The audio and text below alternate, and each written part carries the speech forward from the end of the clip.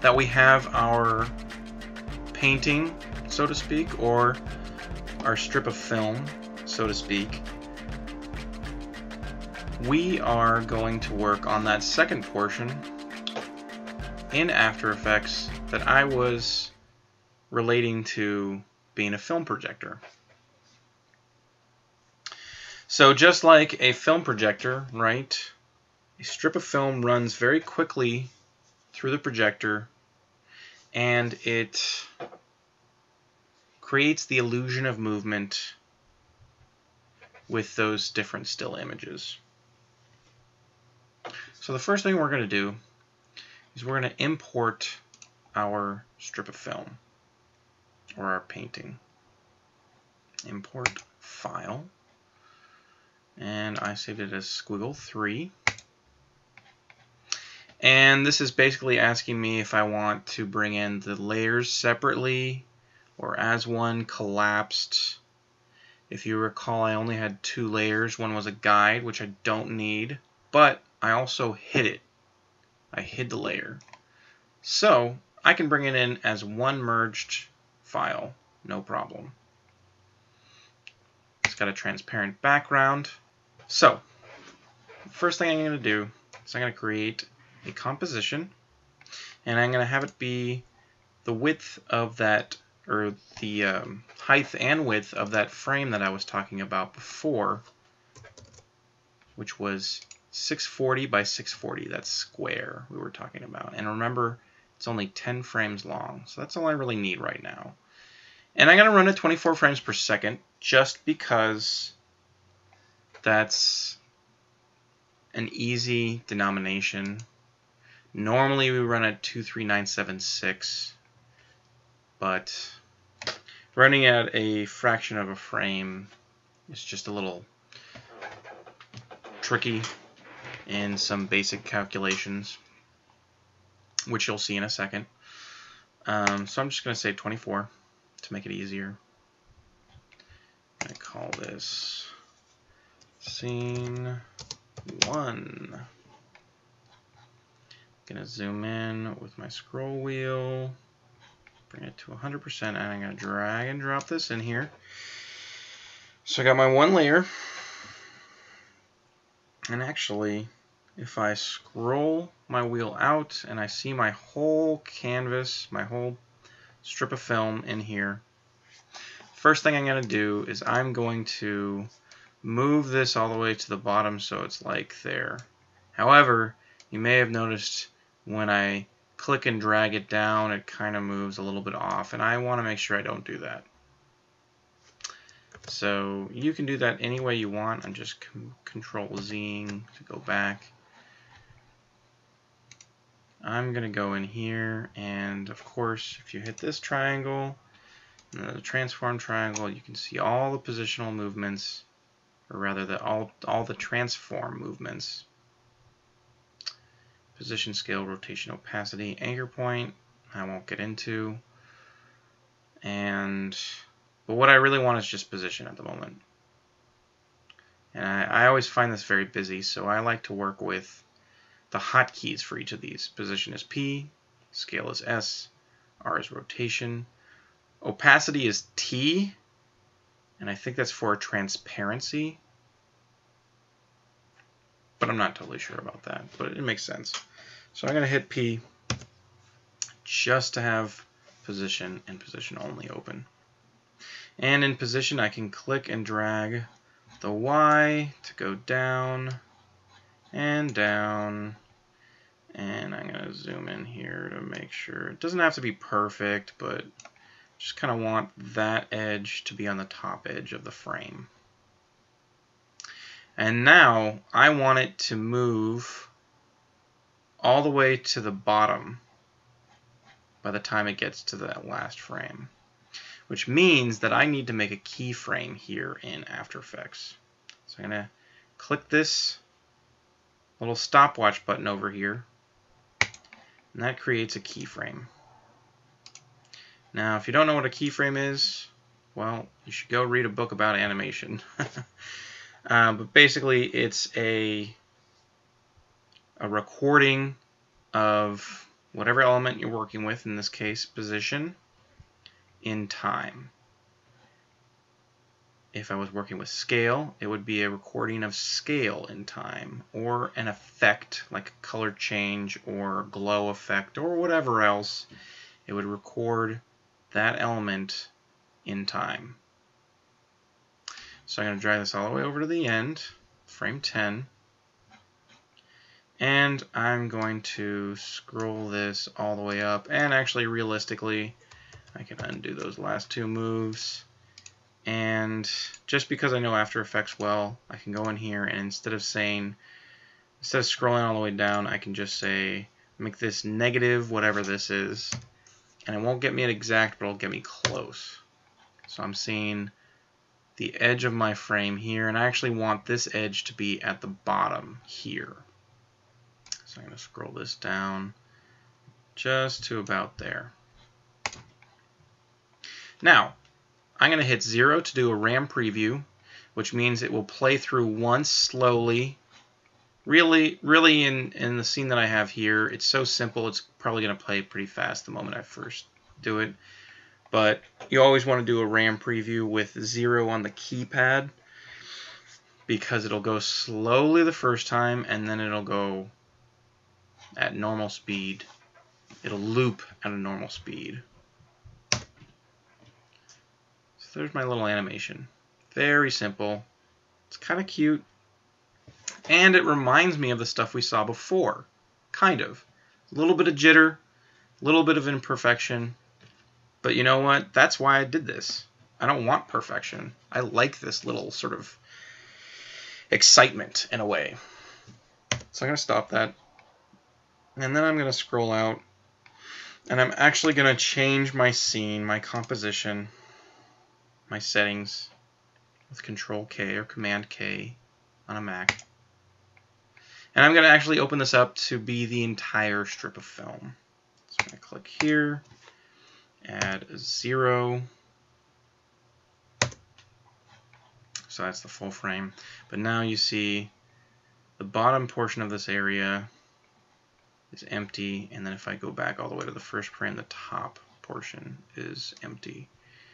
It only fills the entire area halfway through.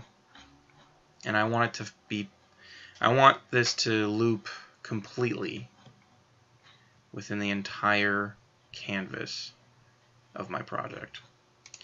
So I'm going to take this, I'm going to do Control D, or I think it's under Layer, maybe Edit. Yeah, duplicate, Control D. And I'm going to move this up at the first frame over here. I'm going to move this so that it fills the rest of the frame here. But I'm going to do two things before I do that. I'm going to click on this layer, this new layer, hit P, and I'm going to take off my keyframes. I'm going to completely remove them entirely. And I can easily do that by re-clicking the stopwatch. So the stopwatch only works by turning on keyframes or turning off keyframes. It's not what you do when you add new keyframes, because I add a new keyframe by just moving it, essentially. So click that, no more keyframes, and then I'm going to parent this to this, meaning that when this layer moves, this layer will move. So I'm going to click the little pick whip here. I'm going to go over the name of my layer that I want to be the parent. I'm going to let go. So now layer 1 is the child, layer 2 is the parent, and I see under here layer 2 as the parent.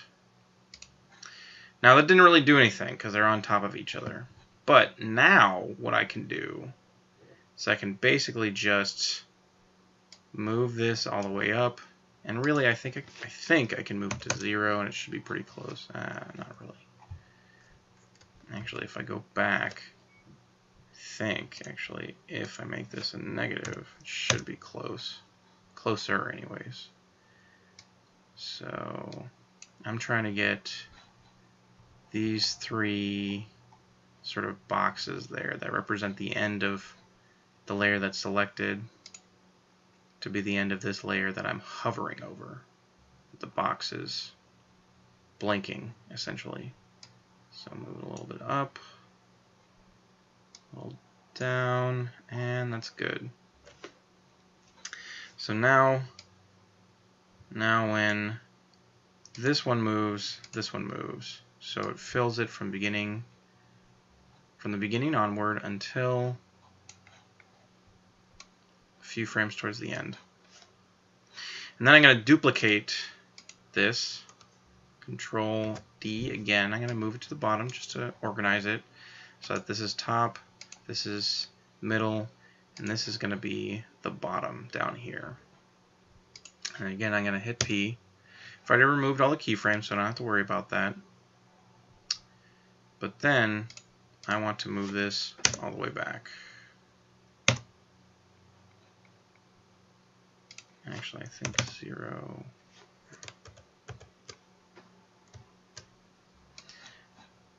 Oops. Yeah. I want it to be about, if I remember correctly, it's in the thousands, 6,000. I'll just scroll from here. And it's about there. Get a little more exact. Oh, it's pretty spot on, actually. Back up. Okay. So now here's my whole frame. And again, I'll hit 0 for a RAM preview. And now that looks pretty cool. Right?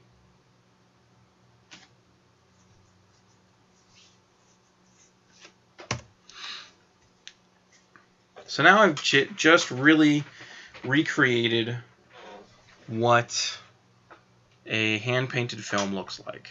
Actually, in this case, scratch on film, since it's a black background, really.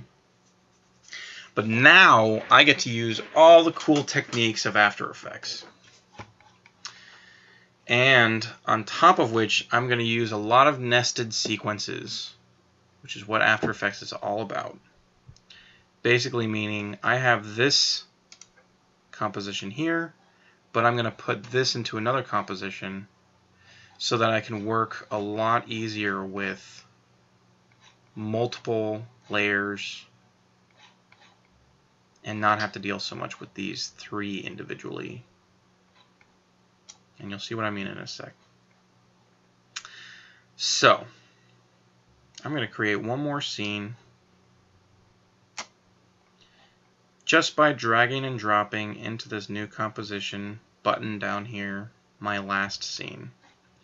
And it gives me a project that's exactly the same size, both resolution-wise and time-wise.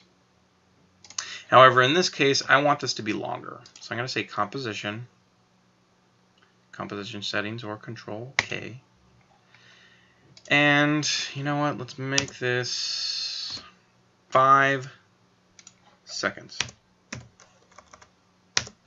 Just so it loops exactly onto itself. And I'm going to scale out. Then I'm going to duplicate this 11 times. 11 and so that I have 12 scenes, or 12 layers of this composition. And I'm going to select this from the first to the last one. The order of doing this next part is very important. This next part is Keyframe Assistant, Sequence Layers. Now, of course, these are all the same, so it doesn't really matter. But if you're doing this within a scene that all the layers are different and the order is very important in which they go into, then yes, you want to make sure that you select them the right way. But realistically speaking, I could have selected these in all different, in an entirely different way. It doesn't really matter. And in this case, I do not want to overlap it. I just want them to Once one ends, the other one starts. And say OK. So now this should be looping all the way for 5 seconds from start to finish. If I hit 0 for RAM preview, I can see that.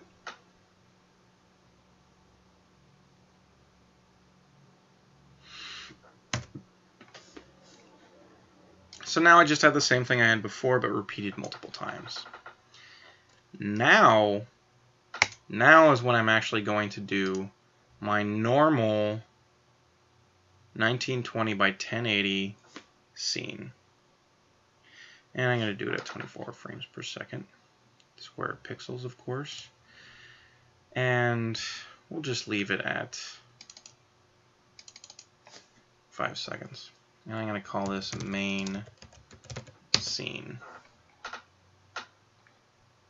And I'm going to take my scene 2, drop it on in. I'm going to zoom in with my scroll wheel. And you know what? This is kind of big. Even though it's only 640 wide, it's still kind of big for what I want.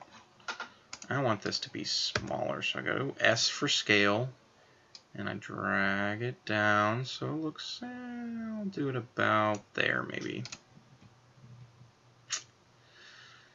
Then what I'm going to do, I'm going to duplicate this 17 times so I get 18 layers. 1, 2, 3, 4, 5, 6, 7, 8, 9, 10, 11, 12, 13, 14, 15, 16, 17. So I got 18 layers.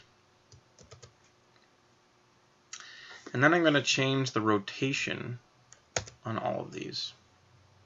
By hitting R, I did Control A to select all, and R to show my rotation. Now the first one, I don't want to change the rotation at all. So let's just close that up. Hit R to close it. Now the next one, I want to set to 20. The one after that, I want at 40. The one at that, after that, I want 60, 80, 100. Now I picked 18 layers very specifically because it would give me a full 360. And I made it easy for myself to calculate out what degree each of these should be at. Just 20 degrees off of each other.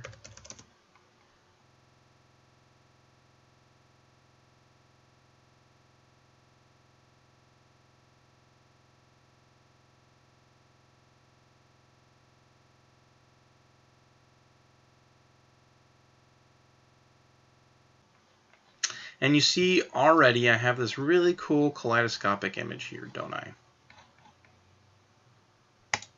Now what happens when I RAM preview it? Hit 0, goes slowly at first, and then it plays. Wow, that's pretty cool, right? We're not even done yet. Let's make it even cooler.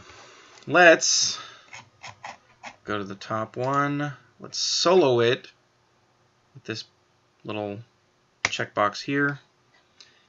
And let's go to our effects and find glow. This is one of my favorites, especially on a dark black screen, black background. And a little bit of glow, bringing this down a little bit, the threshold kind of increases it. Glow radius a little more, intensity, bring it up. And it doesn't look like too much. Sometimes duplicating this looks really good. There we go. That looks cool. Now I'm going to take both of these within my effects, and I'm going to do Control C for copy, and then Control down on the arrow keys to go to my next layer. Of course, I'm going to unselect, solo that layer first so I see everything. And then again with this selected, Control V. Control down, Control V, down V, down V.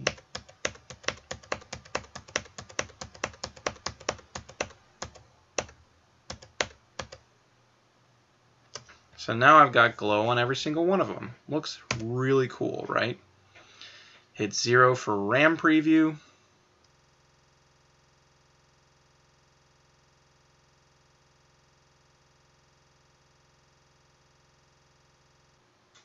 Very cool. But wait, there's more. Remember how I said we can change colors? Let's just do that now. I'm going to search for hue and saturation. In this case, going back up to, I'm not going to do layer 1, I'm just going to do layer 2. Going to drag and drop it in there. I'm going to solo this layer so I see what I'm doing. And I've always really liked this kind of purple here. So I'm going to select that. And then maybe bring the lightness up just a bit. There we go. Unsolo it. Now it's the only one, but I'm going to again select this effect, Control C for copy. Make sure I'm back down here, because right now if I do Control and down arrow, it's not going to do anything. I need to go back over to my scene, Control down, down, V. Because I'm trying to do every other one, I'm going to do every odd one. Sorry, every even one. So that's down, down, V.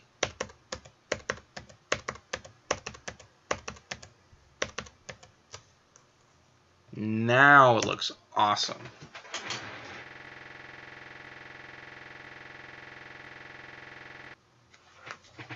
And of course, this is just the tip of the iceberg. Normally, I would do probably a couple color, or more than 2 colors. I would also have more than just one doodle going on in here, or strip of film as we're calling it. So I'd have multiple in the same spiral or kaleidoscope or whatever. But it's a great start. I can also just even go in and change the background to be white so that it actually looks more like hand-painted film rather than scratch-on film. But of course, this is all up to you. Now I'm going to go back and I'm going to make another scene. Main 2. 5 seconds again. I'm going to go back to black just because it's kind of easier to see. And I'm going to go back to my second scene where it's 5 seconds long. And again, S for scale, I'm going to scale it down. And instead of working with rotation, I'm going to work with position. I'm going to go P. I'm going to move this all the way over to the edge here. Slide, slide, slide. Slide, slide, slide. Get it on the edge. And then I'm going to duplicate this and fill the screen with this same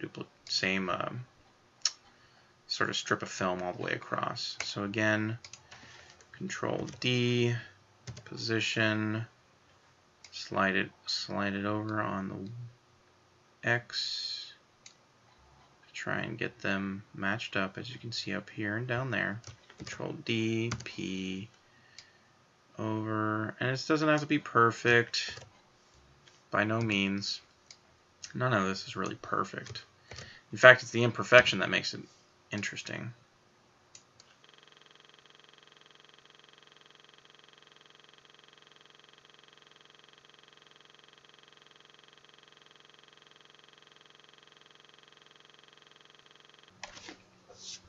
Okay, now hit 0 for RAM preview, and now it's this really cool kind of full screen. It just sort of looks like it's flowing across the screen, right? And especially because it's actually a horizontal based loop, meaning I started on the left side and ended on the right side. So as it goes across, it sort of follows each other. But if I did it top to bottom in more of a vertical fashion, it wouldn't do that. But then I might want to actually layer things horizontally. In any case, this is not my final. I want to duplicate that again. So I actually got a main 3. And what I'm going to do now is I'm going to hit this little checkbox here under this kind of cube looking thing. What does that do? Well, it turns this into a 3D layer, right? So I got my nested sequence. I have all of these in here as one layer. And if I look at my layer and I hit R for rotation, I can rotate it so that it's 3D in a way. This top part is coming toward me, the bottom part is going away from me, but it's what we call 2.5D. It's not full shape 3D like you see with Pixar. 2.5D meaning that it's totally flat. It's thinner than a piece of paper, right, because it's digital. But it does mean that it can move in space, X, Y, Z, back, forward. And that's exactly what I'm going to work with here. I'm going to duplicate this, let's say 10 times. Sorry, 9 times. So I get 10 layers. And I'm going to work with the position, but I'm going to leave the first one where it's at. The second one, let's say I'm going to do 100.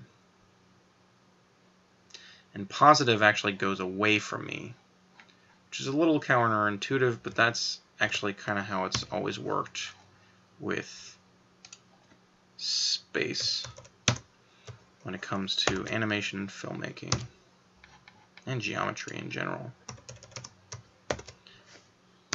Each of these I'm just hitting P for position, control down to get to the next one, P for position, and then just typing in the next 100 after the last. So from 500 to 600, control down, P for position, 700, control down, P for position, 8.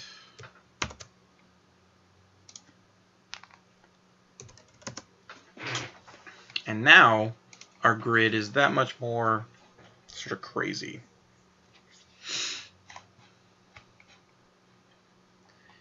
Now I hit 0, and now I've got all this weird depth to it. Now again, these are all still flat layers, but it adds a little bit of extra sort of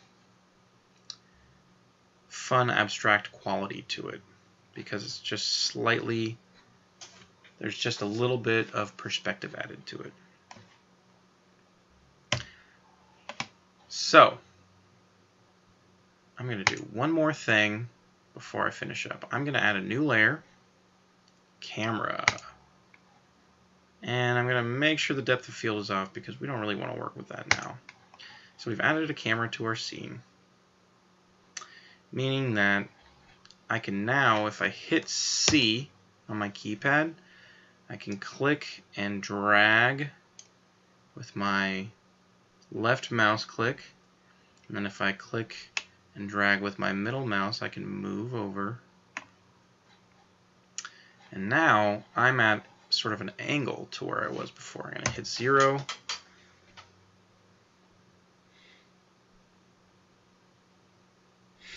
And now my strip of film has become significantly more complex.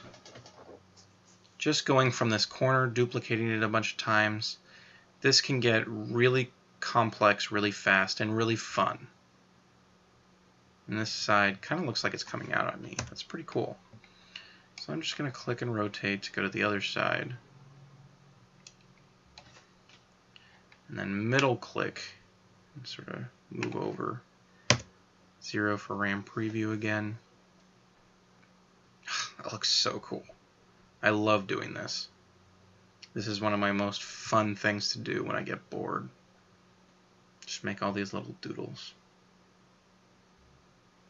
So, I showed you the beginning, kind of where I've taken this. I've done this a lot in different films. And now I'm here to show you so that you can take it to the next level. Take it to wherever you want it to go to. This is my gift to you.